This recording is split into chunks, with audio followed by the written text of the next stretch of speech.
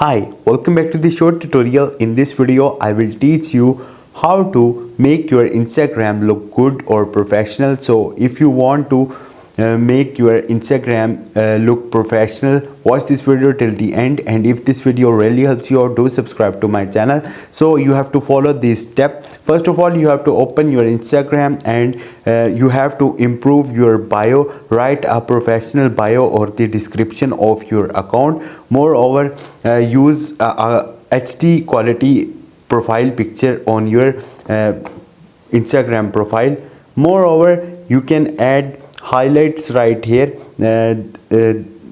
This is another thing that will help you to make your Instagram good looking, and here you have to pin some good post or the best pictures of your Instagram or reels that you have uploaded on the Instagram. So when someone visit your profile, it will put a good impact on that person. So this is the way or few steps that you have to follow to make your Instagram look good. So this is the way. Hope this video will helpful for you. If you have any question or any confusion, just drop a comment. I will try to help you. Thank you.